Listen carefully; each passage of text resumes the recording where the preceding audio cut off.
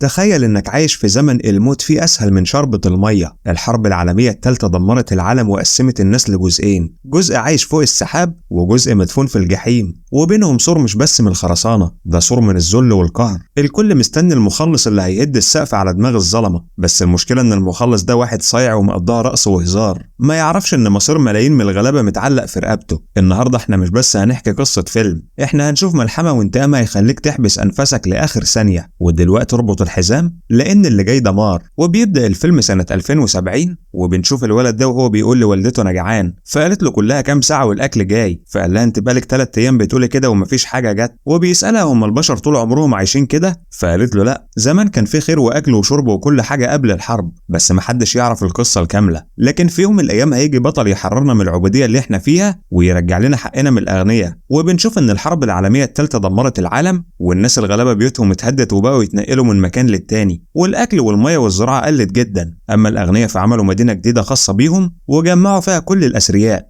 وبنوا سور ضخمة جدا عشان يعزلهم عن الفقراء، والطفل اللي كان بيتولد عند الفقراء كانوا بياخدوه للمدينة بتاعتهم، ويا ريت كانوا سايبينهم في حالهم، بالعكس دول كانوا حاطينهم تحت ضغط ومشغلينهم عشان بس يدوهم اكل، وكمان كانوا بيدوهم الاكل والشرب كل فترة وممكن ينسوهم لايام، وده خلى الناس تتحول لوحوش بمجرد ما يشوفوا الاكل. عشان كده قرر دلباتي يعمل حلبة قتال عشان يخرجوا فيها طاقتهم وينفسوا عن غضبهم. لكن مش كل حاجة بتفضل على حالها، والاغنياء بيعرفوا باللعبة بتاعتهم، فبيبعت داليني حاكم المدينة دراعه اليمين جون عشان ياخد من وسطهم اقوى المقاتلين ومحدش بيقدر يمنعه، لكن كلهم بيكونوا على يقين ان هيجي المحارب اللي مستنيينه وهو جنباس عشان يهد السور ويجيب لهم حقهم. بعدها بنشوف جودو واللي بيكون متدلع ومقضي حياته مع البنات ومظبط نفسه على الاخر، ووقتها بيكلمه كيزادو وبيقول له جون رايح يشوف اللعب الجديد اللي انت جبته، يلا عشان تروح معاه. فقال له ثواني واكون جاهز، وبيركب عربيته وبيخرج من المدينه، وبتكون شغلانته يختار اللعيبه لجون عشان يراهن عليها، وده بقى جون، ومشكلته انه لسانه مقطوع، عشان كده الدكاتره ركبوا له الشريحه دي يتكلم منها بدون ما يفتح بقه. وبيوصلوا هما الاثنين لحلبة القتال عشان يشوفوا اللاعب اللي جودو اختاره، وبيكون واثق جدا انه هيفوز، وفعلا ده اللي بيحصل. وبيكون جون فرحان جدا وبياخدوا اللاعب معاهم للمدينه، وفي اول ماتش ليه بيكون مسيطر على خصمه عشان كده الناس بتراهن عليه، لكن جون بيكون عنده استراتيجيه مختلفه، بيجيب اللاعب وبيخليه يسيطر على المباراه عشان الناس تراهن عليه وهو يراهن على اللاعب الخسران، ويخلي اللاعب اللي مسيطر يخسر المباراه وبكده يكسب كل الرهانات. ولما بيلاقي اللاعب ده مسيطر وخلاص هيكسب بيبعت له جودو وبيطلب منه يخسر المباراه والا هيموت،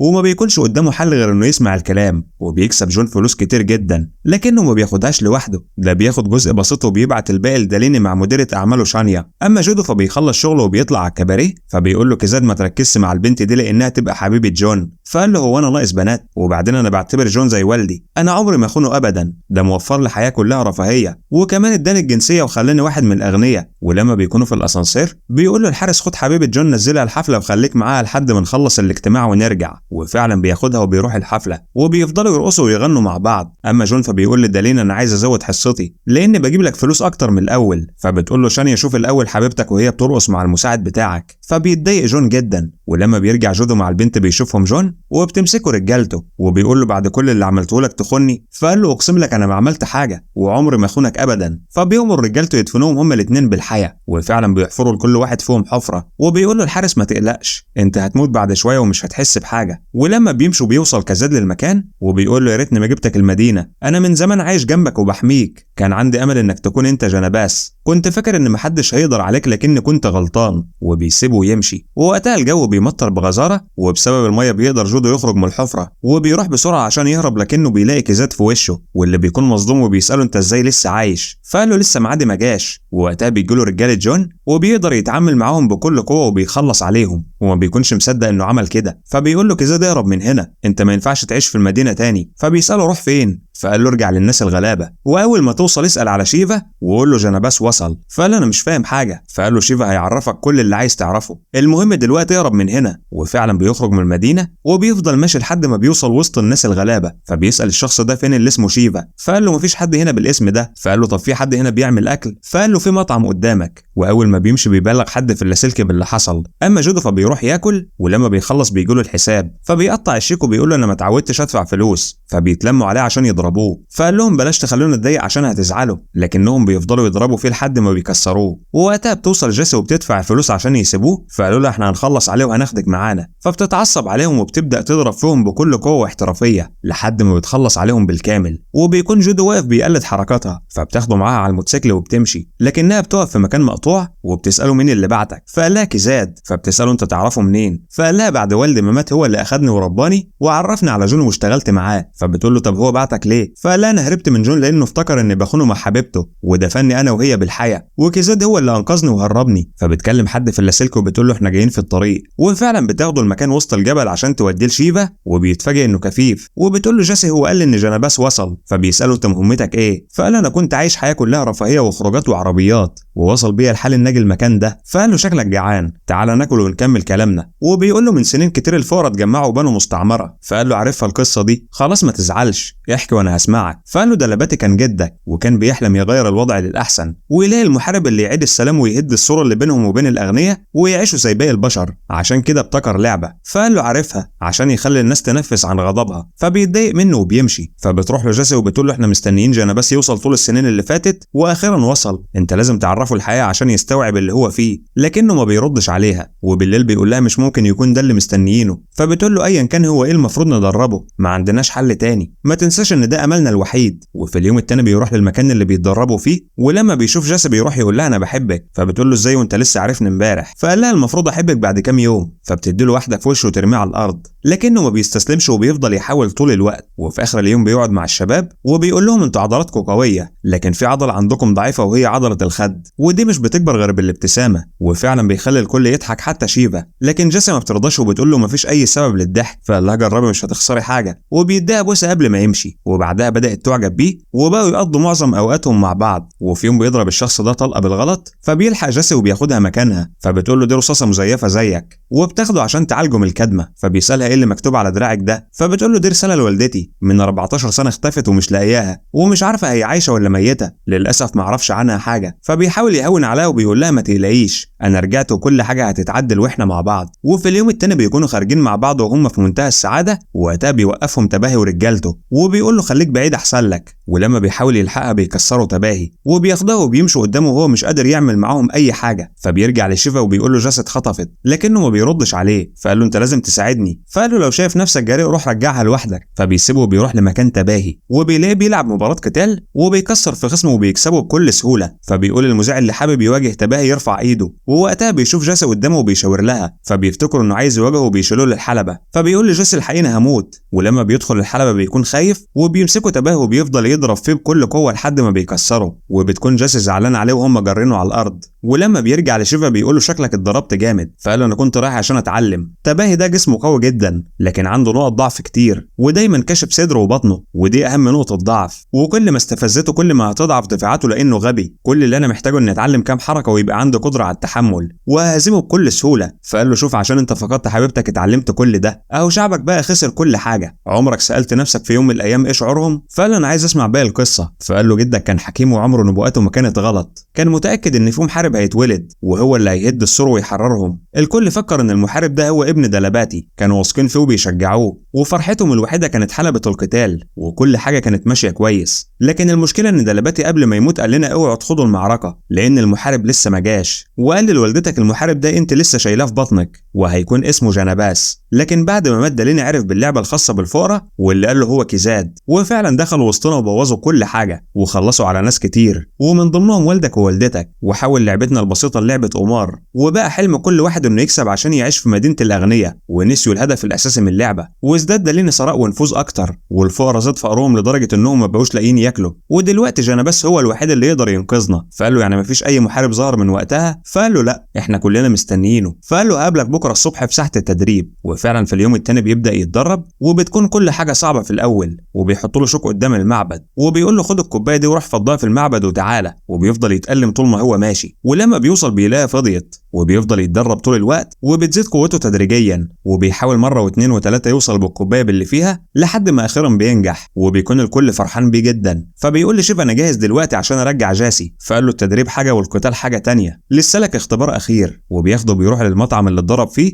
ولما بيخلصوا اكل بيقطع شيفا الشيك، فبيخبط واحد الكرسي من تحته عشان يوقعه، لكنه بيفضل زي ما هو، وبيقوم يواجه في كل اللي قدامه، وبيفضل يضرب فيهم بكل قوة واحترافية لحد ما بيخلص عليهم بالكامل. بعدها بيروح عشان يواجه تباهي مرة تانية، وبتروح جاسي لشيفا، فبيقول لها انت كان عندك حق في كل اللي قلتيه. وبنعرف انها اتفقت مع شيفا وقالت له مفيش قدامنا حل تاني عشان نخليه يشيل المسؤولية، وبتتفق مع تباهي انه يخطفها وهي معاه، وساعتها مش هيبقى قدامه حل تاني غير انه يتدرب ويغير من نفسه. وفعلا خطتها نجحت، ولما بيبدأ القتال بيستهزأ تباهي بيه وبيشيله وبيرميه بعيد، لكنه بينزل على رجليه، وبيبدأوا هما الاتنين يضربوا في بعض، وبيقدر جودو يتصدى ليه وبيستفزه لحد ما بيغلط، وبيفضل يضرب فيه بكل قوة لحد ما بيخلص عليه. فبتقول جاسي لشيفا جه الوقت اللي تعرفوا فيه انك والده، ده لباتي كان عنده حق، هو ده جانا بس اللي هيهد السور وينقذنا. لكن وقتها بيوصل جون ورجالته وبيحيي جودو على اللي عمله، واول ما بيشوفه بيروح له وبياخده بالحضن وبيروح معاه عشان يرجع المدينه. وبتكون جاسي في حاله صدمه ومش مستوعبه اللي حصل، وبتحزن جدا انه خانهم ومشي، وبيلم شيفا هدومه وبيرموهم في النار، وبيقول لهم مستحيل يكون ده قائدنا، خلاص محدش هينقذنا ويخرجنا من اللي احنا فيه. اما جودو فبيرجع لحياه الرفاهيه من تاني، وبيسال عن كيزاد، فبيقول الحارس انت عارف ان جون ما بيرحمش اي حد يخونه، ولما عرف انه هربك خلص عليه، ودلوقتي جهز نفسك عشان جون مستنيك. ولما بيروح له بيقول له اهلا بيك مره تانية، فبيقول له انا ما خنتكش، انت رفضت تصدقني ولو مره واحده، انا كنت بعتبرك والدي. فبيساله انت ليه عايز تقابلني؟ فقال له انا طول حياتي بجيب لك مقاتلين عشان تراهن عليهم، لكني اكتشفت ان افضل مقاتل، خليك معايا هتكسب. انا عارف انك عايز تسدد فلوس داليني، وانا كمان عايز اكسب فلوس، ايه رايك نشتغل مع بعض من تاني؟ بس المره دي هبقى شريك، بس قبل اي حاجه في شخص لازم اشكره الاول. وبيروح لشيفا وبياخده بالحضن، وبيقول انا رجعت مكاني في مدينه الاغنياء، وبفضلك انت مكانتي كبرت اكتر، عشان كده عايزك تيجي تعيش معايا. فقال له امشي من هنا. فقال له يعني انا غلطان ان جاي اخرجك من الفقر؟ فبيتعصب عليه جدا وبيتواجهوا هما الاتنين بكل قوه، لكن جودو بيقدر عليه، ولما بتتدخل جيسي بيضربها هي كمان وبيسيبهم ويمشي. ومن بعدها بتعيش اسوأ ايام حياتها، وبتقول لشيفا احنا لازم نعرفه انك والده، ولازم يعرف ان هو املنا الوحيد، لكنه ما بيردش عليها. فبتروح تركب الموتوسيكل عشان تروح له، فبيقول لها افران انا جاي معاكي. وفعلا بيروحوا هما الاتنين مدينه الاغنياء، وبيلاقوا حراس آليين بيهاجموهم وبيكونوا خلاص هيموتوهم، لكن بتقدر جيسي تتعامل معاهم. لكن للاسف بيموت افران، وبتكون حزينه عليه جدا، وبتروح بسرعه تدور على جودو لحد ما بتلاقيه. ولما بيشوفها بيسالها انت ازاي دخلت هنا؟ فبتقول له انا جيت لك هنا عشان اقول لك على حاجه مهمه. فبيأمروا الحراس يسيبوها، لكن قبل ما تتكلم بيوصل جون، فبتقول له مش هينفع اتكلم قدامه، انت ما تعرفش الناس دي عملت فينا ايه، واحب اقول لك ان افران مات، ارجوك اسمعني. فبيقول له الحراس ياخدوها للسجن. بعدها بتقابل شانيا جون، وبتقول له انت مش شايف شغلك زي زمان، واعمل حسابك لو بوظت المباراه الجايه هخلص عليك بنفسي. فبيقول لها جودو انا عايز اتكلم معاكي. فقالت له ما بتكلمش مع مساعدين. فقال لها وانا مش مساعد، انا المقاتل اللي هيكسب داليني كل حاجه، وقريب قوي هبقى المقاتل المفضل للكل. فقالت له اثبت كلامك الاول وبعدها نتكلم. وبعدها بيجي ميعاد اول قتال لجودو، وبيكون ضد خصم قوي وبيكون مسيطر عليه، عشان كده الناس كلها بتراهن عليه، لكن جون بيراهن على جودو، وبيحاول جودو على قد ما يقدر انه يتصدى ليه، لكن محاولاته بتفشل. فبيفتكر كلام شيفا لما قال له مشكلتك انك مش بتقاتل بشغف، دور على شغفك وانت هتدمر اي حد. فبيبدا يرقص قدام خصمه وبيتعامل معاه بكل ثقه، وبيقدر يخلص عليه بالضربه القاضيه. فبيهنيه جون وبيقول له انت لعبت كويس جدا. فقال له انا عملت لك ثروه من ماتش واحد. فقال له ما تتغرش، انت لسه هتقابل وحوش، وكمان مفيش ليك شعبيه. فقال له كلها كام ماتش والناس هتحبني. وفي المباراه اللي بعدها بيواجه خصم اقوى، وبيفضلوا هما الاثنين يضربوا في بعض بكل قوه، لكن كالعاده بيسيطر جودو وبيفوز بالقتال بكل جداره. وده بيخلي جون فرحان جدا لانه كسب الرهان كالعاده، وبيروح عشان يقابل جاسي وبيقول لها انت وحشتيني، لكن عمرنا ما هنكون لبعض. فقالت له انا كنت فاكره انك بتحبني. فقال لها بحبك طبعا، انا اديتك فرصه انت وشيبا عشان تيجوا تعيشوا في المدينه، بس انتوا اللي بتحبوا الفقر. وبيرميها على الارض وبيأمروا الحارس يخرجها من المدينه. وبيروح لجون وشانيا وبيقول لهم لو عايزين تعملوا حاجه ما اتعملتش قبل كده يبقى لازم تسمعوا كلامي، خلي الفقراء يراهنوا زي الاغنياء في القتال الجاي، فكروا كويس، احنا ممكن نحقق 3 اضعاف الربح اللي بنكسبه، ووقتها هيعوض داليني كل الخسائر اللي خسرها من ماتش واحد. فقالت له بس الفقراء ما عندهمش فلوس كفايه، وبعدين هم هيثقوا فيك ليه؟ فقال لها ما قدامهمش حل تاني، اديهم الامل وهم هيديكوا كل حاجه، هم دايما بيعانوا الذهب عشان اوقات الزنقه، وعشان الجشع هيراهنوا يراهنوا بكل حاجة عندهم، ووقتها هيخسروا كل حاجة وهيموتوا من الجوع. الخطة بسيطة، أنا هسيطر على القتال عشان أخليهم كلهم يراهنوا عليا، لكن في النهاية هخسر وهخسرهم كل حاجة. وفعلا بيقتنعوا بكلامه، وبتبدأ الناس الفقراء تراهن عليه، وبيجي ميعاد المباراة وبيكون كل الناس الفقراء متجمعين عشان يتابعوها على الشاشات على أمل إن جودو يكسب ويكسبهم. وبتوصل جيسي وشيفا هم كمان عشان يتابعوا اللي بيحصل. ووقتها بيبدأ القتال، وبيكون جودو مسيطر بكل احترافية، وبتفرح الناس الغلابة لأنهم كده هيكسبوا.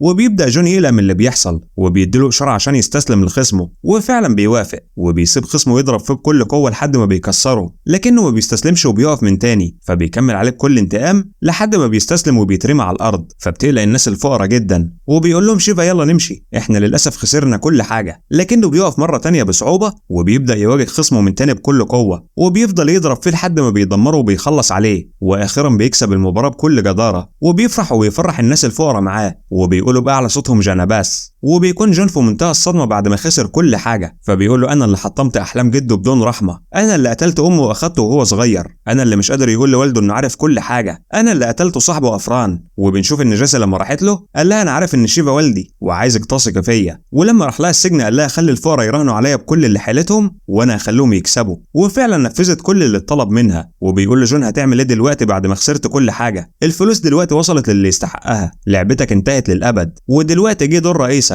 ووقتها بيوصل دالين للمكان، وبيكون نسخة منه، وبيسأله انت ازاي عايز تحاربني؟ انا لا عمري بتعب ولا بتأثر بحاجة. فقال له ما الفقراء اللي زي هم كمان كده، وعموما انت هتشوف انا هقدر اعمل ايه. وبكده بينتهي الجزء الاول. اتمنى لو عجبك تشترك في القناة وتفعل الجرس عشان يوصلك كل جديد.